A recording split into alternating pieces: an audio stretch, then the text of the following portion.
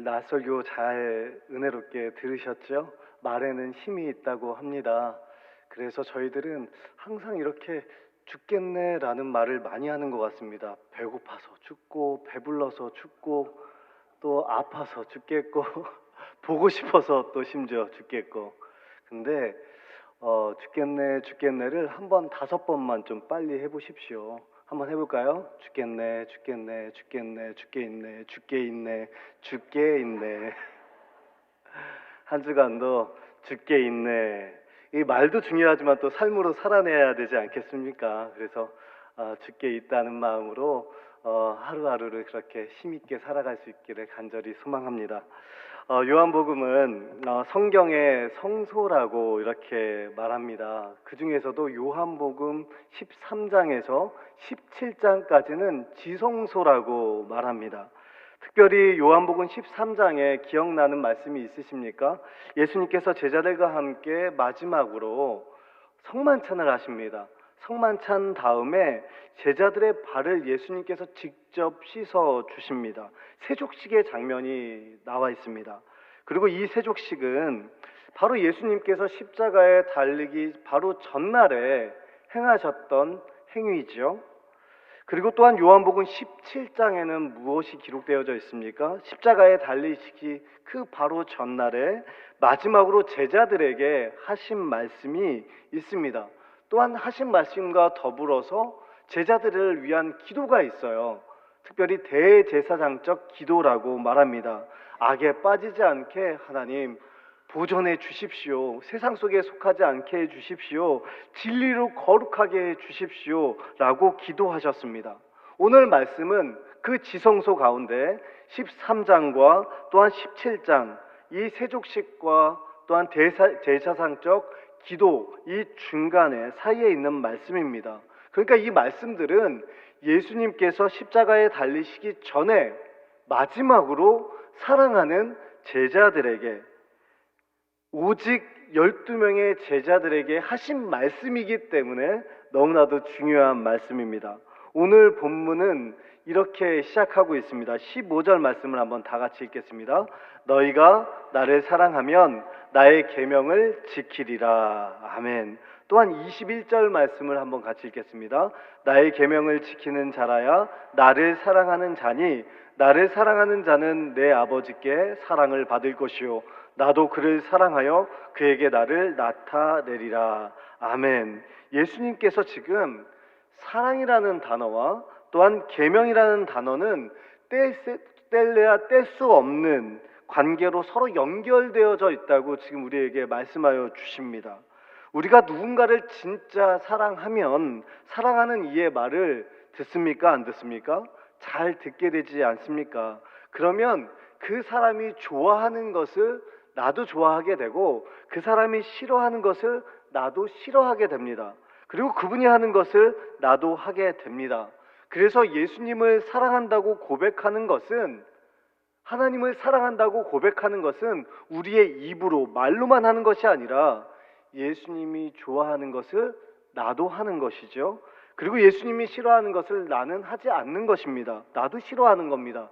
예수님께서 가라고 하면 가고 마치 신호등과도 같아요. 가라고 하면 가고 멈추라고 하면 멈추는 것입니다. 그러니까 예수님을 따라가는 것이죠. 이것이 진짜로 예수님을 사랑한다는 것입니다. 이것을 두 글자로 요약하면 바로 순종입니다. 한번 따라해 볼까요? 순종. 순종하는 것이 예수님을 진짜로 사랑하는 것입니다. 또한 오늘 본문 15절과 읽었던 21절 이 짧은 말씀 안에 반복돼서 나오는 단어가 있죠. 바로 계명입니다. 그렇다면 계명은 무엇입니까? 예수님께서 우리에게 알려주신 계명은 두 가지로 이렇게 줄여서 알려주셨어요. 첫 번째는 하나님을 사랑하는 것입니다. 두 번째는 뭐예요? 이웃을 사랑하는 겁니다. 이것을 두 가지를 합치면 바로 사랑입니다. 복음도 마찬가지입니다. 복음은 예수 그리스도께서 십자가에 죽으셨다가 부활하신 것을 인정하는 것입니다. 또한 복음은 사랑으로 전달되는 것입니다. 아까 복음 안에서 소망이 있고 복음 안에서 생명이 있고 한 가지가 아쉬웠어요. 복음 안에 뭐가 있어요? 사랑이 있고 복음은 사랑으로 전달되는 것입니다. 왜냐하면 이 복음 안에 하나님의 그 무조건적인 아가페 사랑이 그 안에 들어가 있기 때문입니다. 이 나라 이민족에 처음에 복음이 전해졌을 때를 기억하십니까? 선교사님들이 와서 복음을 전하지 않았습니까? 그때 하나님의 사랑을 가지고 복음을 전했어요. 이것이 우리에게 은혜가 되었습니다. 그 중에 베오드 선교사님은 잘 아시지 않습니까? 1981년도에 조선에 들어와서 그때 열악한 환경인 이 부산과 이 경남 지역에 선교를 하였습니다. 근데 그때 시기가 너무나도 열악했어요. 콜레라가 이 창궐하던 시기였습니다. 그래서 많은 사람들이 목숨을 잃었습니다. 그때 당시에 화장터에는 이 연기가, 끊임없는 연기가 피어올랐다고 기록되어져 있습니다. 그 열악한 환경 속에서도 이 베오드 선교사님은 복음을 전하기 위해 예수님의 그 아가페적인 무조건적인 사랑을 가지고 거리에 나선 겁니다. 때로는 그때 조롱당하고 때로는 폭행도 당했습니다. 그리고 또 몇 년 후에 생명과도 같은 그 딸인 낸시 로즈가 풍토병으로 잃게 되는 슬픔을 겪기도 합니다. 그 당시 일기에 이렇게 기록되어져 있더라고요. 내 안에 본성은 매우 강한 반면에 내 안의 은혜는 매우 약하다. 이 당시에 베오드 선교사님이 겪었던 고통과 아픔이 얼마나 컸을까요?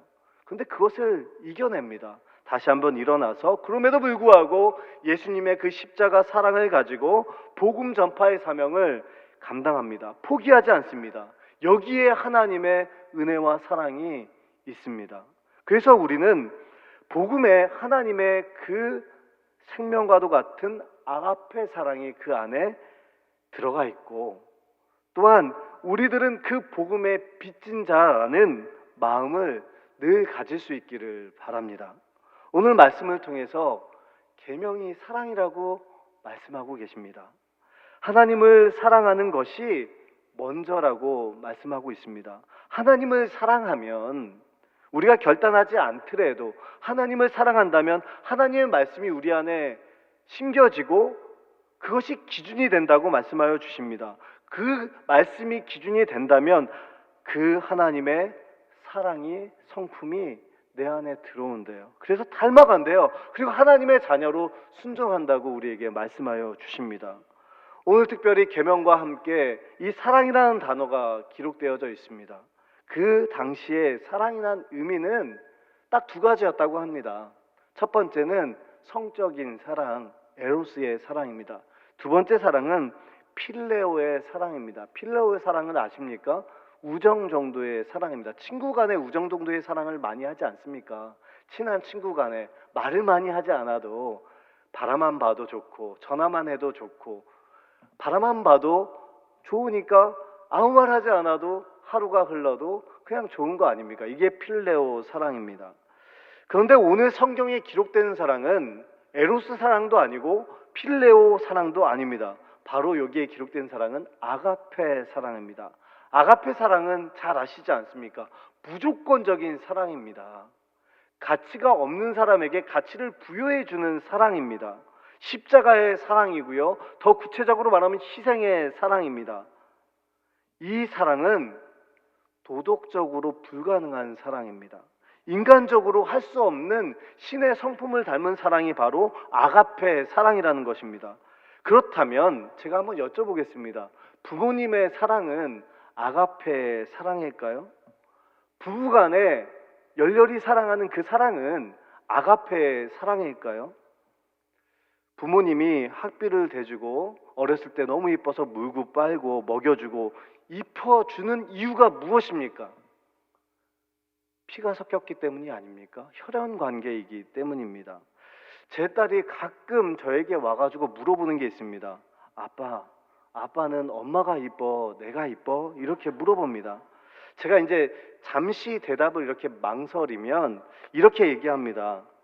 나랑은 피로 섞였지만 엄마는 피로 섞인 게 아니니까 내가 더 이쁜 거 맞지? 이렇게 얘기합니다.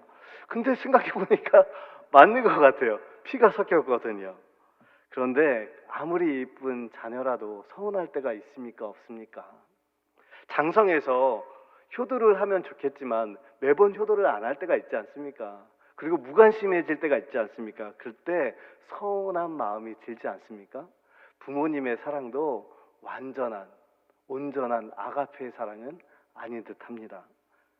그러면 제가 성도님에게 물어봤습니다. 손녀가 너무 이쁘시죠? 손자가 너무 이쁘시죠? 그럼 이쁘다고 하십니다. 그러면 집에 놀러 오면 참 좋으시겠네요. 그러면 대부분 이렇게 말씀하여 주십니다. 이쁜데, 너무 이쁜데 보고 싶을 때 보고 안 보고 싶을 때는 안 보고 싶습니다 라고 얘기합니다. 굉장히 솔직한 표현입니다. 그렇다면 부모님의 사랑, 할머님의 사랑, 할아버지의 사랑, 아가페의 그 무조건적인 사랑일까요? 그렇다면 부부간의 사랑은 어떻습니까? 제가 김창욱 쇼를 봤는데 거기에 기록 나와 있더라고요. 한 분이 독일 유학에서 오셔가지고 10년 동안 열심히 성악을 전공했대요. 그리고 한국에 나와서 다시 아이들을 가르치고 또 성가대 지휘도 하고 믿음이 있었습니다. 그리고 아내를 너무 사랑한 것입니다. 근데 아내가 성격이 조금 강했어요. 그리고 아내의 직업은 국어 교사였습니다. 근데 아내를 정말 사랑하지만 이것이 마음에 안 든다고 합니다. 아내가 가장 많이 하는 말이 이거랍니다. 알겠어? 그리고 두 번째 많이 하는 말이 나 두 번 말하지 않아? 내가 한 번 아니면 아닌 거 알지? 그러면서 이 방울뱀 소리 아시죠? 이런 소리를 낸다고 합니다. 그러면 너무 이제 마음이 상처가 되고 자존감도 낮아진다고 고백하더라고요. 아내를 사랑한다고 해서 그렇게 알겠어, 나 한 번 말하면 끝이야, 두 번 말하지 않아, 그리고 방울의 소리를 계속 낸다면 아무리 사랑해도 이렇게 말하지는 않을 것 같습니다. 당신의 혀에 채찍이 없었다면 나는 이렇게 훌륭한 사람이 될 수 없었을 거야, 이렇게 얘기하진 않을 거라는 것입니다. 아무리 사랑해도요. 부간의 사랑도 아가페의 사랑은 아닌 듯합니다. 그런데 오늘 본문에서 주님께서 이렇게 말씀하시는 겁니다.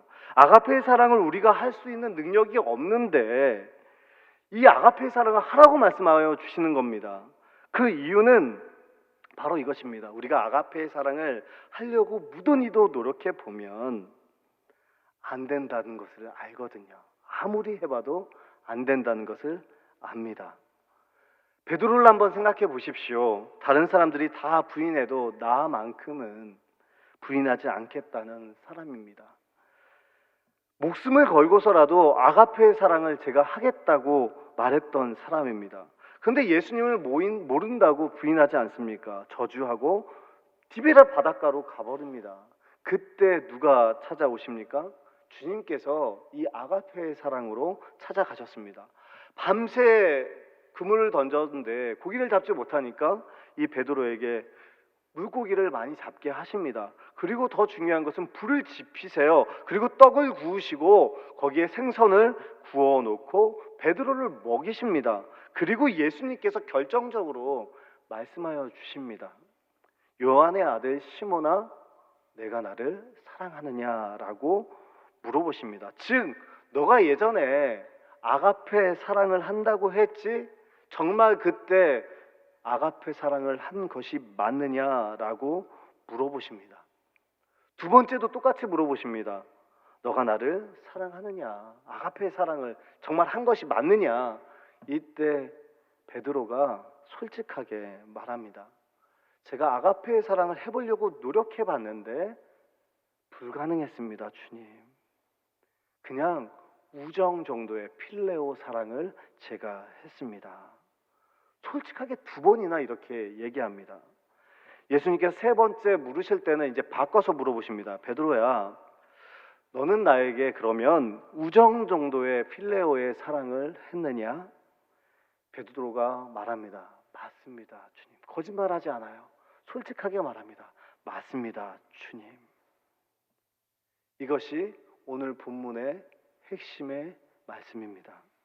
예수님을 나의 구주, 나의 주님, 진짜로 믿고 아가페 사랑을 하려고 노력해 본 사람들은 내가 아가페 사랑을 할 수 없다는 것을 알게 됩니다.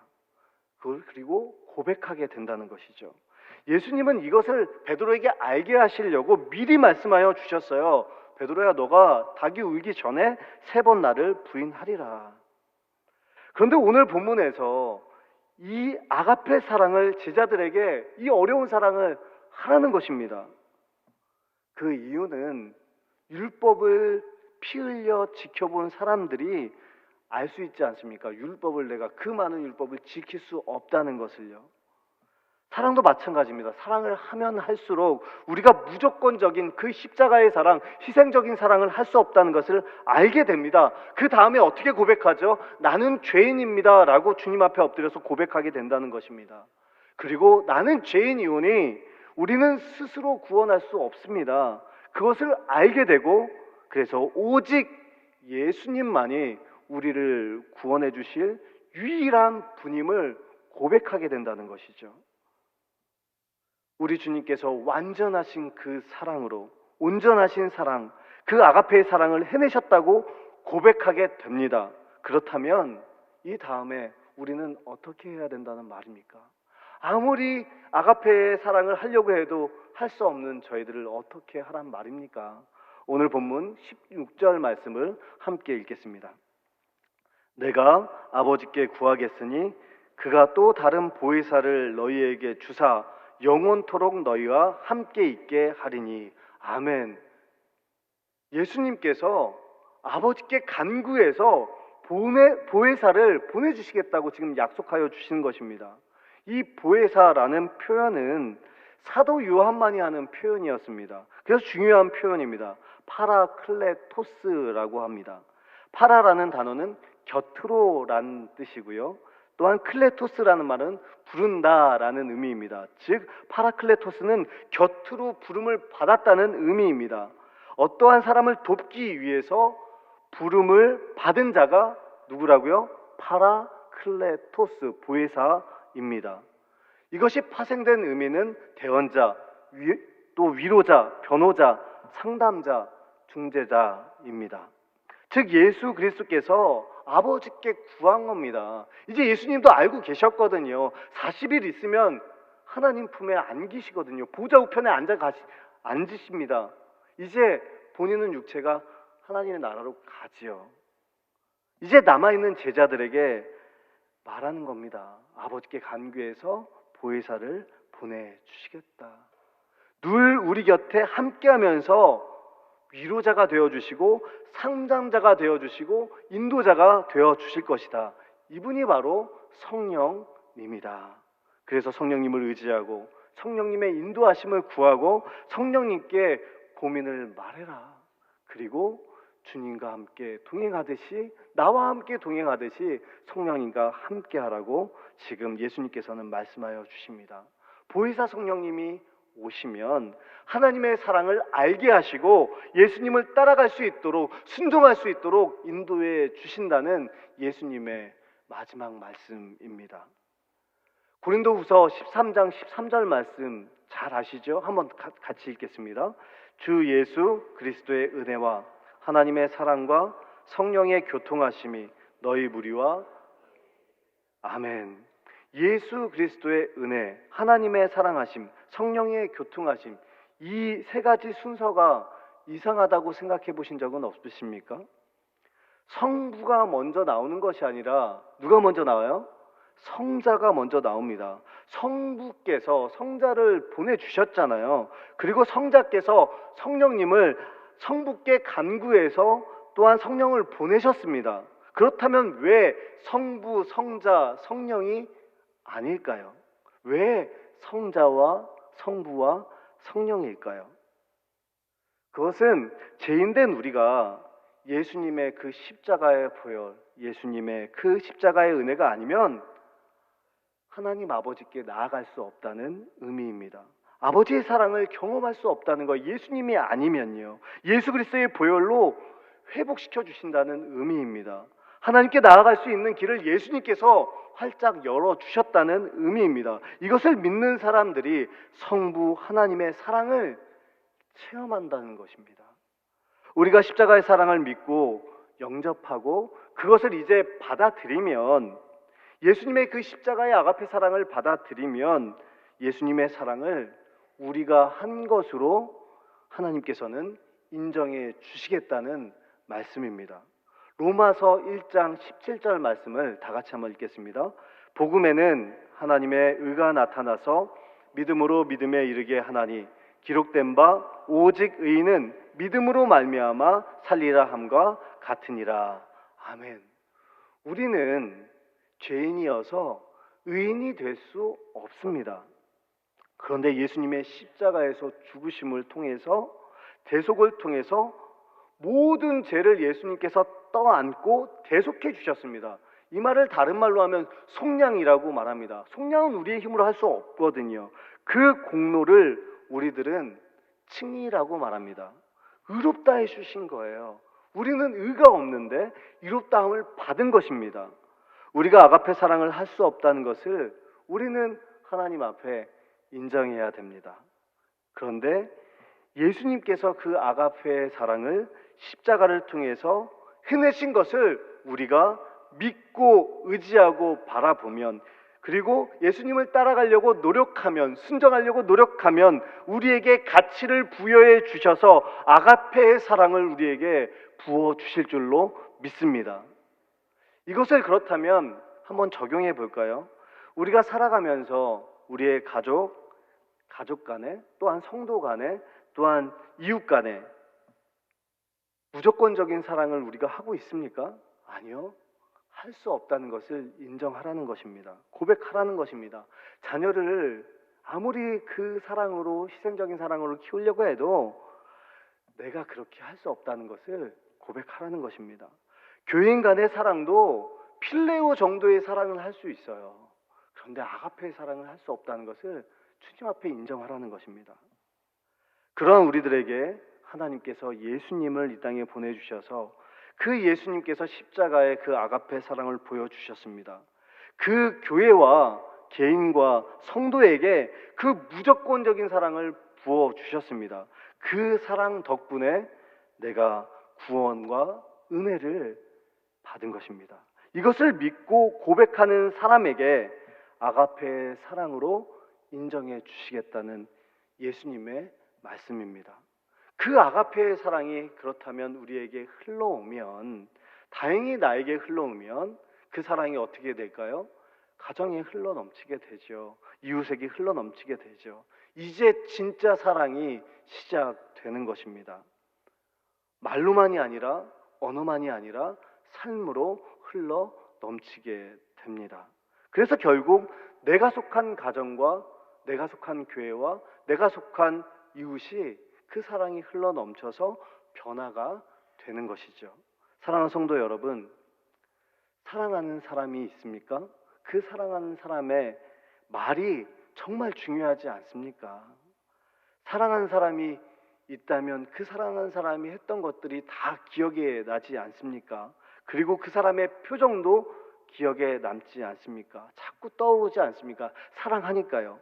그렇다면 예수님을 정말 사랑한다면 예수님께서 십자가를 지시기 전에 제자들에게, 또한 우리들에게 하신 말씀을 가슴에 새기길 원합니다. 나를 사랑하면 계명을 지켜라. 계명을 지키면 나를 사랑하는 자다. 이것을 너희 힘으로 할 수 없다면 하나님께 간구해서 성령님 도와주시는 중재자, 위로자, 상담자, 보혜사를 보내주겠다. 그 보혜사가 너희와 영원히 함께해야 할 것이다. 이 예수님의 완전하신 아가페 사랑이, 이 말씀이 우리 안에 새겨지기를 원합니다. 임하여져서 보혜사 성령님이 내주하여 주셔서 우리의 가정과 교회와 우리의 직장이 아름답게 변화되기를 주님의 이름으로 축복합니다. 기도하겠습니다. 하나님 아버지 감사합니다. 오늘도 하나님께서 택하신 자들을 또한 오후 예배의 자리로 저희들을 불러주심에 참 감사를 드립니다. 앞으로 우리가 부를 찬송가의 299장의 가사처럼 하나님의 사랑은 온전한 아가페 사랑임을 고백하게 하여 주시고, 그 아가페의 사랑을 내 마음과 내 영에 채워주셔서 새 힘을 주시고 변화시켜 주옵소서. 한 주간도 하나님께서 동행하여 주시고 은혜를 베풀어 주시길 원하오며 예수 그리스도의 이름으로 간절히 기도하옵나이다. 아멘.